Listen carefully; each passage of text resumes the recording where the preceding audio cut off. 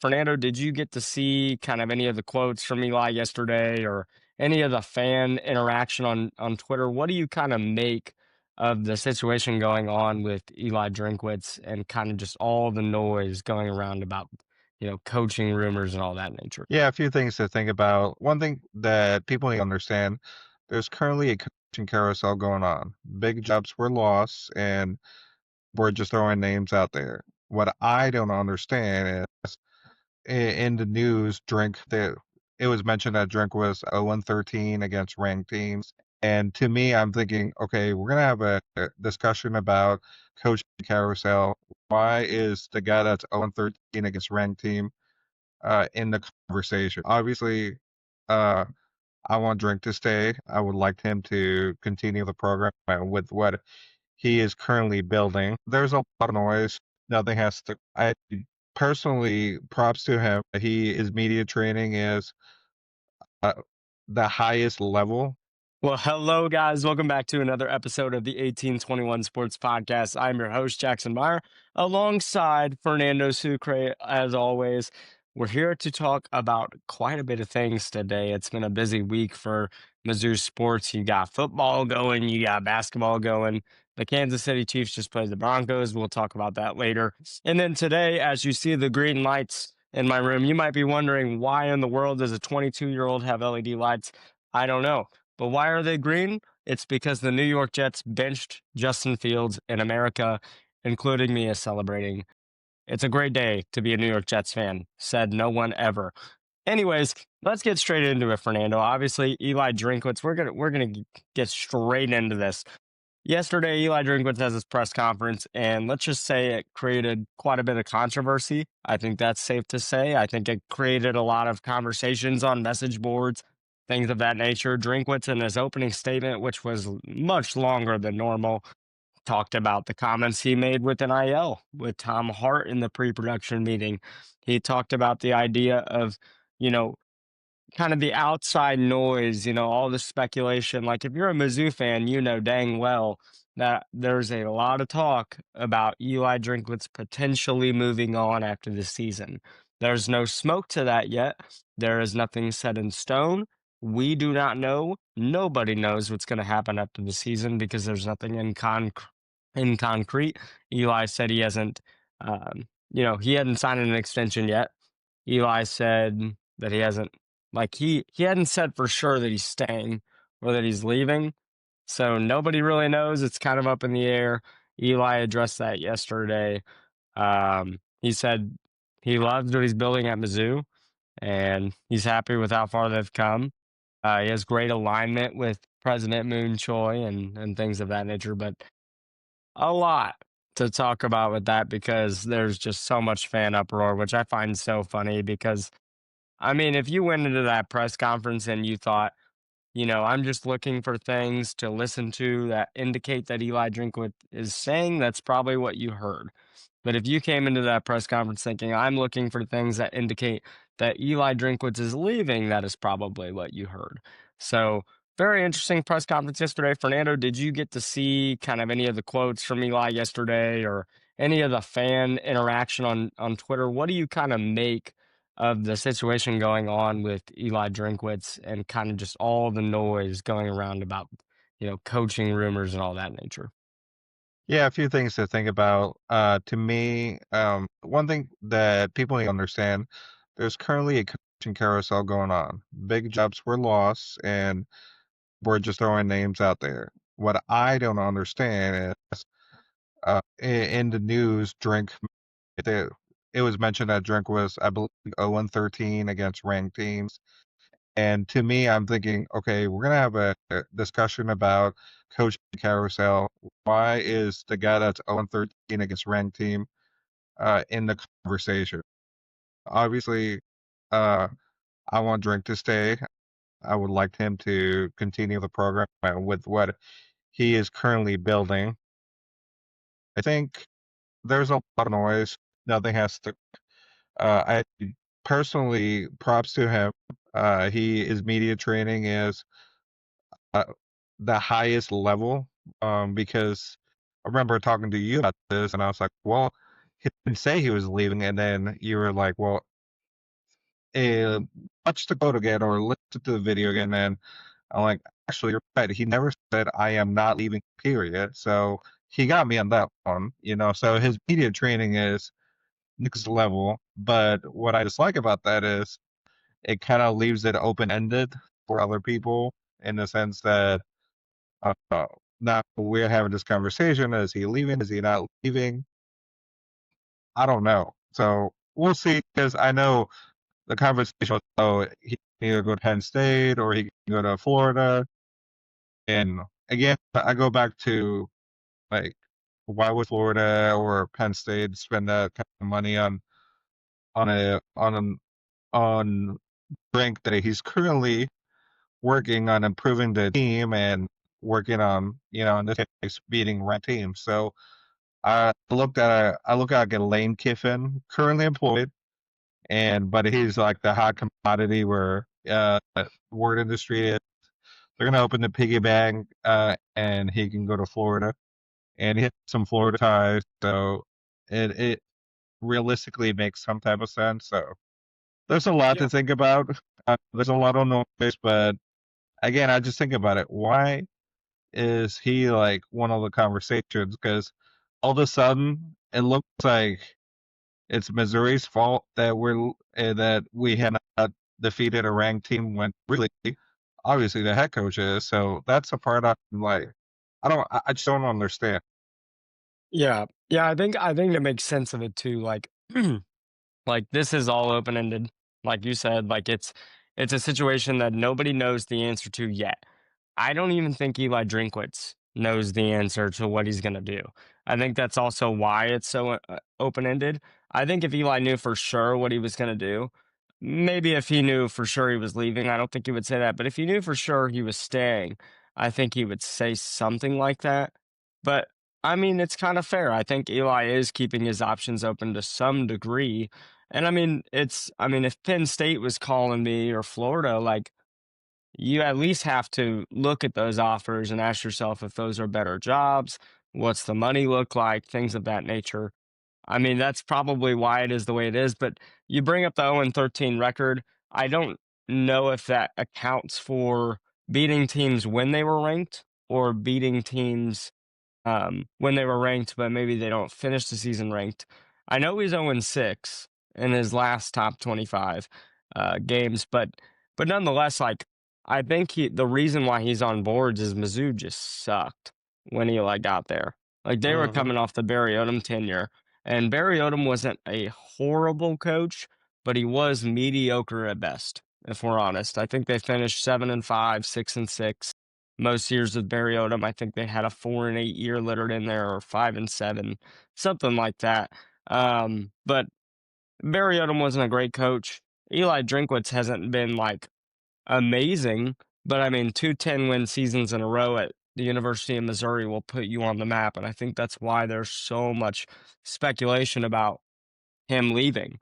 I think another point, and I think Eli brought this up, also these betting sites that drop these, betting odds for next head coach. Like Eli Drinkwitz has been on several of those as the number one option, by the way, especially with Penn State. And nobody knows if Eli Drinkwitz is actually the number one option. That's just what the betting odds are pushing. So nobody really knows where he stands with a lot of these jobs. Eli could not be the number one option on any job currently. He could be the number one option on a few. We don't really know. We know for certain that LSU and Florida both want Lane Kiffin. We both know that, right? Lane Kiffin went to Baton Rouge, and I think Lane Kiffin went to Gainesville as well. So we know for certain that that's at least a discussion to be had with Lane Kiffin potentially leaving Ole Miss for one of those jobs. So that takes Eli Drinkwitz's name off that board if that job gets filled. But also then it's a revolving door, right? If Ole Miss opens, who's to say Eli Drinkwitz won't be number one on that job? So Yeah. who knows? Who knows really right now? I thought another interesting comment he made at the press conference was the NIL conversation, right? He kind of clarified, he talked to Tom Hart in a pre-production meeting, and he was just talking about like this idea that Missouri has the top like cream of the crop NIL funds is just not exactly true, right? Like they do fine NIL wise, but they need more, essentially, is what he was saying, if we're putting it blunt. I found that comment very interesting because Missouri lost to Alabama by 3 points. Missouri lost to Vanderbilt, who it definitely has more NIL money than. So, kind of giving my thoughts on it, my personal thoughts, I think that's a little bogus. I think more money helps Missouri, absolutely, but Missouri has enough NIL to compete. I mean, they literally just spent $250 million on a North End Zone project. What do you make of those comments by Eli Drinkwitz about the money situation? Do you think it's more of a kind of a cop out to losing these games that Eli kind of got criticism for, or do you think there's, some smoke to that and saying, hey, maybe Missouri does need more money to compete? I really think it's to me, I see it as a cop out. I really think that when you're in interviews like that, it's important from the media side as a coach for you to take responsibility for those things. And I don't think he meant to come across this way, but I felt like he was blaming something else rather than saying like, "Hey, we need to be better" or whatever the case is. And I think to his credit, it's hard because the way college football is now, it definitely feels like a free agency situation where you're trying to build a team to be successful, so you get the pieces. But while the season is happening, there's a certain part of like of the staff where you feel like a certain obligation to keep those players happy, so there's a lot of pressure on that end, but I agree. I think it's a cop out, and um, I mean, to your point, they they were one drive away from at least tying Alabama. Yeah. Yeah, no, I just heard that comment and I initially thought, I'm like, man, like Missouri is 2 games away from being, what would they be right now? I mean, they're 7-3, they'd be 9-1 if they win those 2 games versus Alabama, Vanderbilt. Missouri would have college football playoffs in sight, right? So They were one drive away, and then they were a half a yard away from winning one game. So yeah. Yeah, I thought those comments were a little bogus, and I'm not saying, like, Eli's completely wrong either. Like, I think that goes for any school. If you can get more money, the better. The more money you can pay for your roster, the better. The more talent you're hypothetically going to have, right? But we watch teams like Alabama, right? Alabama's got money. Endless, endless amounts of right. money. Texas too. Texas, look at where Texas is at this year. Look at where they are.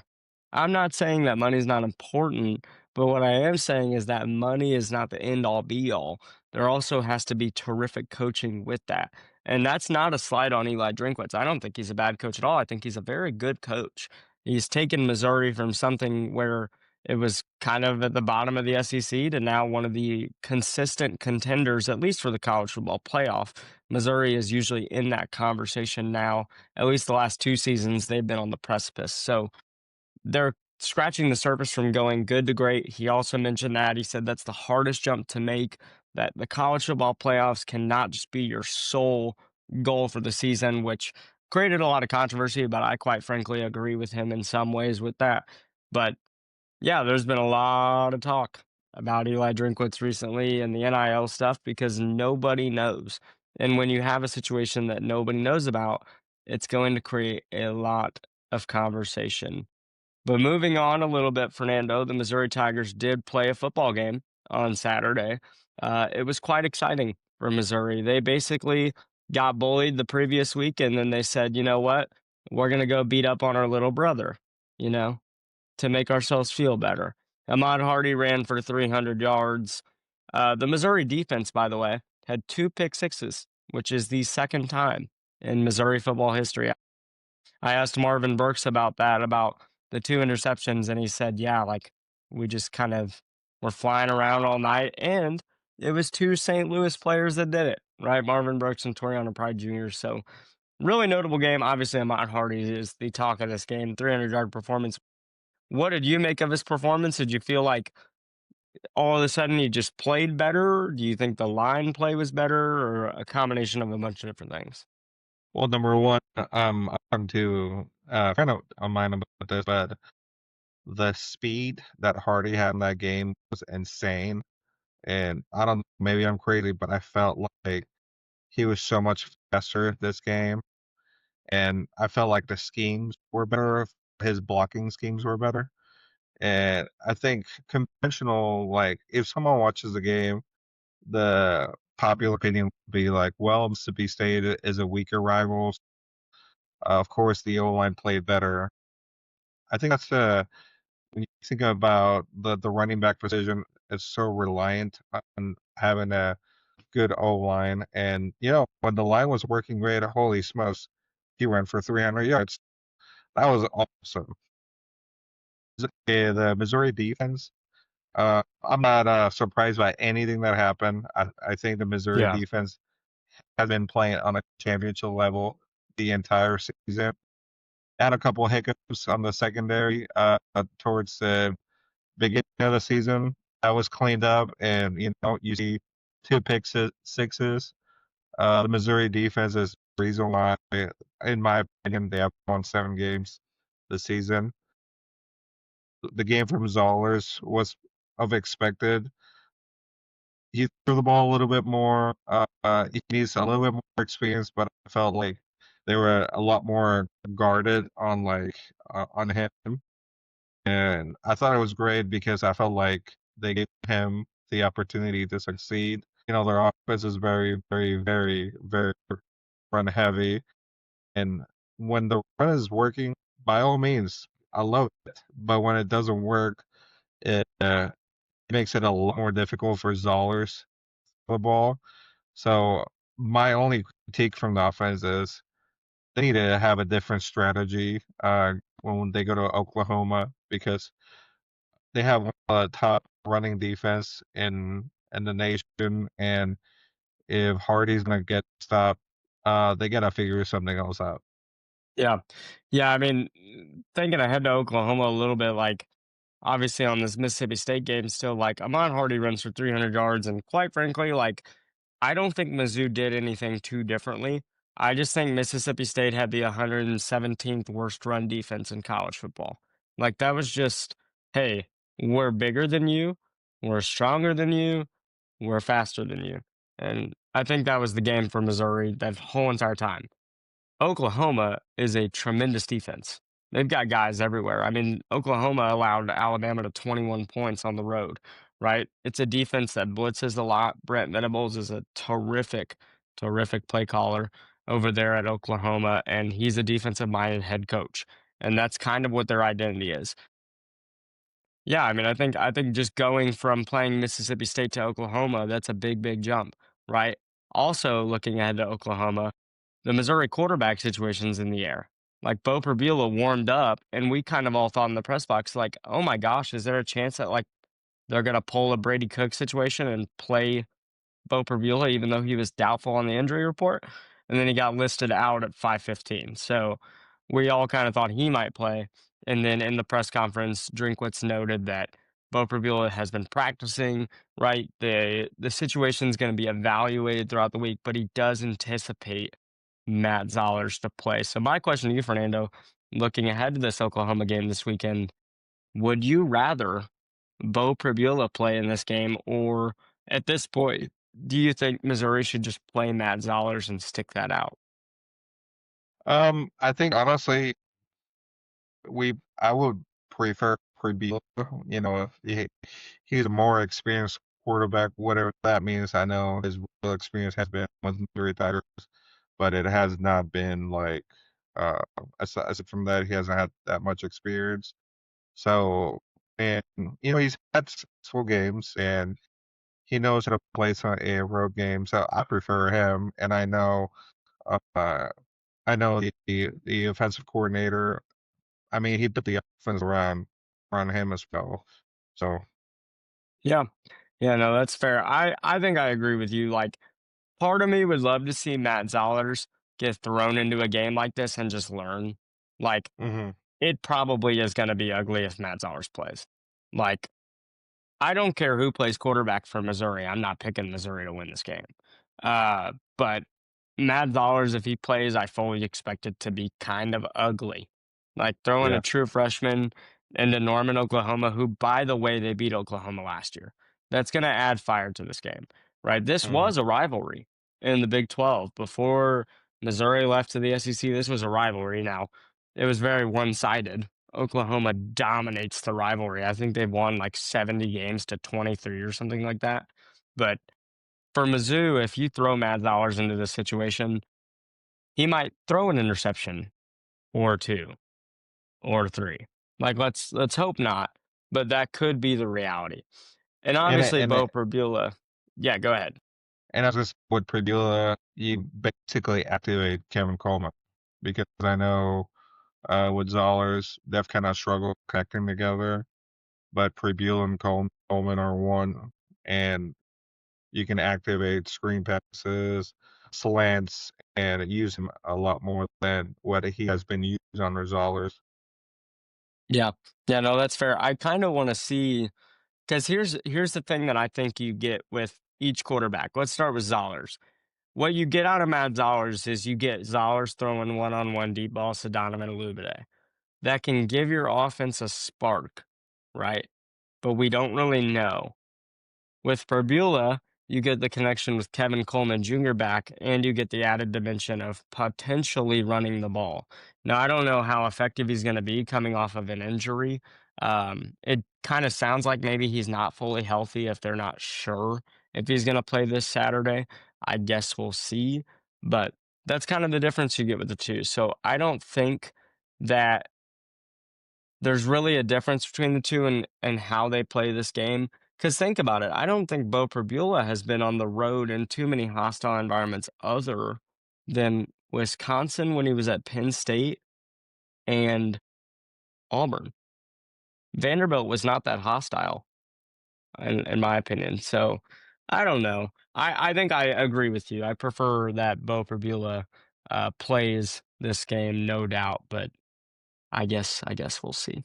But what do you think, Fernando? Like, I mean, we don't have to break it down too much other than the fact that Oklahoma has John Mateer, right? Their Hmm. whole entire offense runs through John Mateer.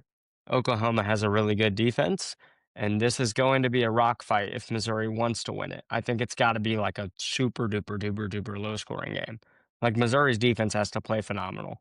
Like it has to be like 13-10 Missouri if they Yeah, I win. agree. So what do you think? Just give me off the dome, like, your prediction. What do you think of this game? I'll give you two predictions. If Prebula plays, I'm gonna say 16-13 Missouri. Wow. If Zollers plays, it'll be a 31-17 Oklahoma. Okay. That's very interesting. I'll give you my two.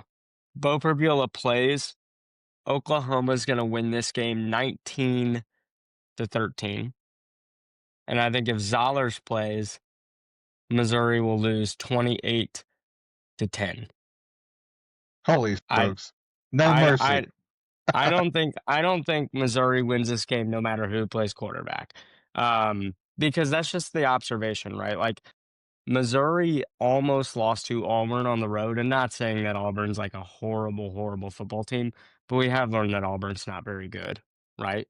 Auburn's not that good. Missouri should have probably beat them a little bit more than they did, right?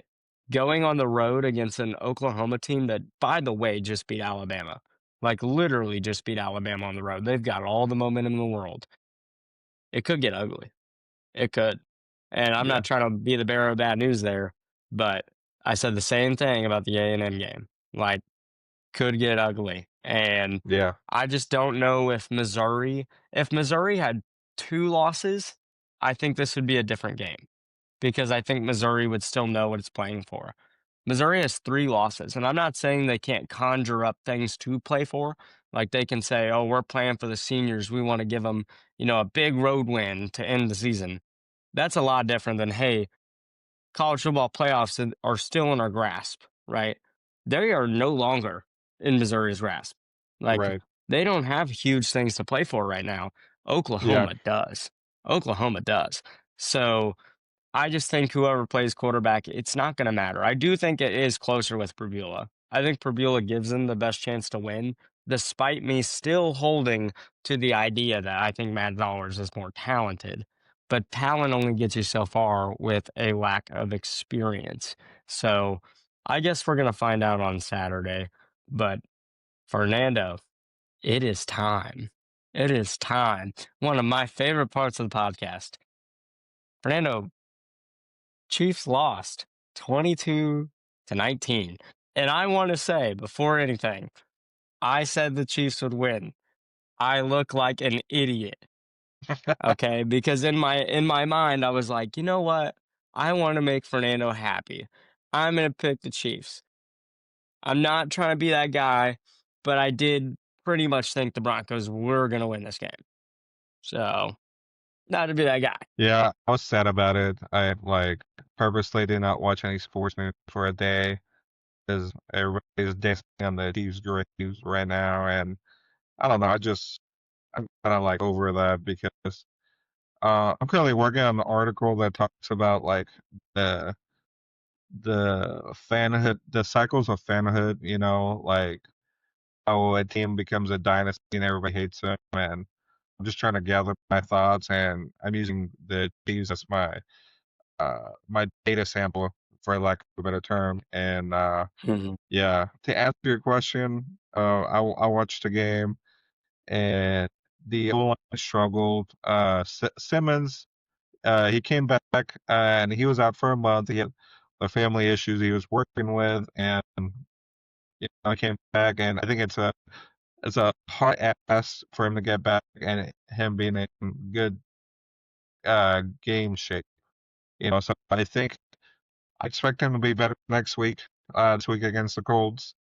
But the O-line struggle, and I think Mahomes was running a lot again, and I think the O-line is struggling. The passing is not working, and the signs of when Mahomes tries to extend a play for many years, got away with it and created great plays. The game against the Denver Broncos, he extended some plays. There was like an interception that he was like on the 20-yard line, and he extended the play because again he ran out of time. He forced the pass to the running back, and there was a safety in there, and he picked it off. Yeah.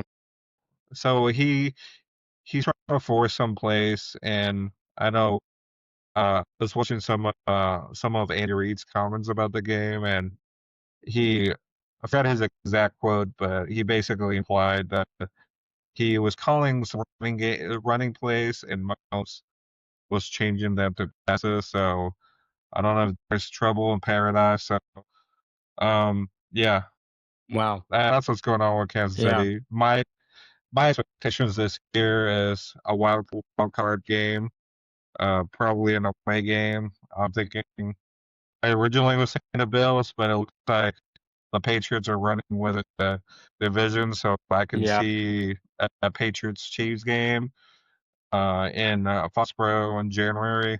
That's good. That's where my head is Yeah. at the moment. Yeah. It's funny that you bring up that quote from Andy Reid about changing run plays to pass plays because I was going to say this. Now, I am no expert on Chiefs football because I'm currently stuck in the misery that I live in with the New York Jets. But let me say this. I think the lack of a run game is severely hurting the Kansas City Chiefs. I think that tells you all you need to know, right, about Mahomes checking out from run plays. I think if you were to get a real quote from Mahomes, not a media trained quote, this is speculation, by the way. This is just hearsay. But I think if you were to ask Mahomes, do you trust your run game? Do you think with full certainty he would say yes? Probably not. And I think because currently we the Chiefs have aging Kareem Hunt, then we have a rookie as backup, and Pacheco. Yes, he's hurt, but he has not been the same. And I don't know. I want to be able to understand Brett Veach mindset on missing out on Bruce Hall. Clearly, he wanted to leave the Jets, and now he's on a go kart in his Yep. in the locker room playing around because clearly he has no interest in He's providing checked any out. value to the Jets. Yeah. No, that's very fair. I, um, I just think, like, because here's the outside looking in, right? I am not a Chiefs fan, but I did grow up watching the Chiefs, and I was a diehard Chiefs fan growing up. So I could tell you all about the history of the Kansas City Chiefs. And I've watched the Chiefs up until about 2020 is when I became a New York Jets fan. This is what I think has been happening. I think the Chiefs have been content with what they have because it's been working. But not everything that's been working stays that way. And I think what's been working for the Kansas City Chiefs, it worked for them last year. They were content with close games where they would win Hmm. in the end. But now they're struggling to do that, right? They're struggling to do that. They are 5-5, and now the readjusting expectations comes into play, right? We talk about, hey, what looked like a team that could have made the divisional round, well, now it's a wild card team. And that's not a bad thing because I think the Chiefs can make a playoff run because they are the Chiefs. Like that's the expectation. That's the standard for the Kansas City Chiefs now, quite frankly, right? If they do anything less than make a playoff run to the AFC Championship game, it is a disappointment. But now I think it's starting to catch up to them. There's really they have good receivers. Don't get me wrong. They don't got elite receivers. They don't have horrible running backs. They don't have good running backs, right? So I think some of Hmm. the things that they were content with, and Mahomes was able to bail them out several Right. times, I right? agree. And I'm not saying Mahomes has regressed. I don't think he has. But you can only play hero ball for so long. You can only play hero ball for so long. And I think Mahomes has been playing hero ball for quite some time. That's not to say he hasn't had a top 10 defense to back him up because he certainly has. The Chiefs' defense is phenomenal in about every aspect. But now you're getting to the point where if you roll into the offseason this year and the Chiefs lose in the divisional round, that's when you're like, okay, we don't need to go in rebuild mode, but we do need to think about how are we going to restructure this team. That's just kind of my thoughts from the outside looking in. I don't know if you have similar thoughts about that. That's just what I think of when I think of where the Chiefs are at now, because I think you kind of could see it coming in some ways, but you weren't quite sure because it's the Chiefs. Like I use that Hmm. line a lot. It's the Chiefs. Like we Yeah, expect them right. to win, but I don't know. I don't know what your thoughts are on that, quite frankly. Yeah, and I agree. I felt like they've gotten away with barely winning, and that was the theme last year. And now it's the opposite. It was very telling from the body language of the players. That last drive, Denver drove all the way. It felt like they thought something was just gonna happen, where like, oh, Yeah. like a fumble or a missed field goal, what something was gonna happen, where they got the ball back, and rather than I don't know, like I do think they respect their rivals. Generally speaking, regardless who they play, seems like they just think something's gonna happen. I think that you almost gotta go back to basics. It's like, hey, we're playing a football game. We just gotta get Kansas City just needs to get the small things right. And it Yeah. seems like they've lost that because right now the expectation is, for Mahomes to throw 400 yards, 4 touchdowns, and that hasn't been happening. And I think the Denver game was a very telling thing that in order for those wide receivers to pull a number that they did in the other games, the O line needs to work at the very best of their ability. Because if Mahomes had no time, nothing's gonna happen. Yeah. Yeah. I mean, I don't know much about mock drafts right now because I do eventually do start my mock drafts later in the year. If I'm the Kansas City Chiefs, at least at this current moment, I'm drafting a receiver or a running back. Like give I this think they have guy. enough receivers. I think they need You a think so? running back. Yeah. Because I don't think they get a running back in the draft. I think they're going to do that from free agency.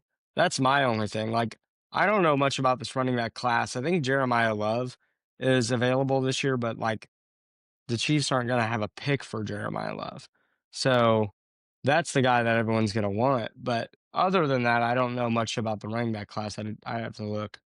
Yeah, literally. I mean, Brees Hall does not want to be a New York Jet. You can't convince me he does, and I don't blame him. Right. Why would you want to be a New York Jet? Right, right now at least. Um, I mean, the organization has been in turmoil for quite some time. Hmm. So, yeah, I mean, that's just a little tidbit on the New York Jets. I know nobody comes to listen to me rant about the worst franchise in the NFL, but I mean, that's kind of the situation. I was shocked when the Chiefs did not get him. Um, I think the asking price for a third round was actually a very, very good deal, and I'm It's very very reasonable shocked. for sure. I'm Yeah. very shocked that the Chiefs didn't do it. I was like, man, like a third round for a caliber of Brees Hall. I think Brees is more so worth a second. And I thought, okay, well, they're absolutely going to get this done. And then they didn't. And that was quite shocking. So, And here's the thing though, like Kansas City is not like one player away from winning the Super Bowl. I think I just think it's like a team issue. And uh I don't think you're saying this, but a lot of people online are treating this like we're just one player away. And I feel like as a Chiefs fan, overall things need to change. yeah. Yeah. Do you think it's a culture issue at this point? Do you think the Chiefs have gotten a little too confident? Is that kind of what you're thinking? I think so. I think they got to go back to 2019 and just kind of do a revisit how they felt. So remember that Titans game? I believe it was the Titans where they were losing, uh, and then they had a big old comeback and halftime. And I don't know. Yeah. I think you just become numb when you like win so much. I remember I was watching the Patriots documentary, and when they like won the I forget however many Super Bowl they had, and I believe it was the Falcons won. They were kind of out of it, but they just somehow they won. Yeah. Yeah. I mean, eventually, like the hunger goes away, right? Like if you're seeking your first Super Bowl championship, like it's a little different than getting your third or getting your fourth. Like at that point, it's like, oh, like this is another thing that I can attain. That's cool, but I've already done it, right? And I think the Here, Chiefs have lost that hunger. here's my quote: have the Chiefs become very Hollywood? Yeah. Who knows? I don't know. I mean, I don't think the Chiefs are one player away. I do think they're probably a couple, but I mean, I do think there is a little bit of a mindset change needed, right? Like, I mean, it's like watching the Patriots, man. Like, I remember the Patriots playing the Titans at home in the playoffs. Tom Brady throws the interception, and that cemented the end of it. Do I think this is necessarily the end of the Chiefs' reign? Not necessarily. Like, I still think they're contenders, absolutely. But it's kind of shifted away, at least at the current moment where the Chiefs stand at 5-5. You're kind of sitting away from saying, hey, this is the team, right? There's a lot of up and coming teams. People talk about the Eagles all the time. People talk about the Lions. Like, there's all these teams that are kind of up and coming. The Bills, obviously, everyone wants the Bills to win until they lose to Kansas City in the playoffs inevitably. But I mean, yeah, I don't know. I mean, I keep thinking that the Chiefs are going to turn into the Chiefs at some point, and it's funny because it looked that way for a second, right? They beat the Commanders, they beat the Raiders. Now, I do think fans kind of overreacted. Like, I think even I myself was like, "Oh, they kind of look normal again." Well, to be fair, it was the Commanders and the Raiders. Like, They're bad there's not teams, much right? to say about that. So, And and even when they went against the Ravens were not doing well then. So there's that. no, they were so injured in that game, Yeah, like yeah. so injured. Oh, yeah, I don't know, but I I I guess my honest thoughts are I don't think the Chiefs are like done, Hmm. but if they lose their next game and they fall below 500 for the first time in who knows how long, at least at this stage in the season. I know maybe there were scenarios where they were 1-2 or 2-3, but if you're 11 games in and you're below 500, that is territory the Chiefs have not seen in a while. So that's going to be a very, very, very interesting online discourse, I think. Yeah. But who do they have in the next game? Is it the And the Colts Colts at home? Arrowhead. Yeah, Okay, that's good for them. That's at least an advantage for sure. yeah, yeah. They play well in Arrowhead, so we'll see how that goes. Yeah, we'll definitely have to watch that game. Um, but yeah, I mean, is there anything else you want to add, Ferd? Well, I know this is a Missouri local podcast, but I'll throw you a curveball, Jackson. Oh, For people that don't know me, I was born in Panama, the country, and last night Panama qualified to the World Cup for the second time in the history of the country. So they're it's really winning it all. excited. I'm sorry. They're winning it all. No, no. The No, our no. winning the World Cup for us is qualifying to it. So Yeah, it was a very emotional game. We played in Panama. Well, by we I mean they. Uh, so it was very very interesting because we were tied against Suriname for the first place, but Suriname had the lead because they had scored more goals. So Suriname was tied 0-0. We're up 2-0 at halftime. And then second half happened. Suriname started losing the game. So that meant that all we had to do is win the game and we were in. And we won the game and just really exciting. The World Cup this year is going to be in the USA, Canada, and Mexico. So, and one of the host cities is Kansas City. So, it could be a possibility that we could watch Panama in Kansas City, but who knows? So, just wanted to share that. Again, yeah, we're Missouri local sports, but I thought this was big to share here. yeah. No, that's very fair. I mean, that's pretty cool, right? Like it's rare. You said second time, so pretty cool stuff. Pretty cool stuff, if I do say so myself. One day I'll be able to say that the Jets made the playoffs, but I don't think that's ever going to happen. So, in my lifetime. Anyways, really good podcast. Thank you guys for listening. Just make sure to check out our Twitter account. I still call it Twitter. It is not X, it's Twitter. Go check out our Twitter account, 1821 Rose Sports. We will link our socials in this video, and we'll also be posting clips of this throughout. So, yeah, guys, thank you for listening. Hope you guys have a good day, and thank you for your support.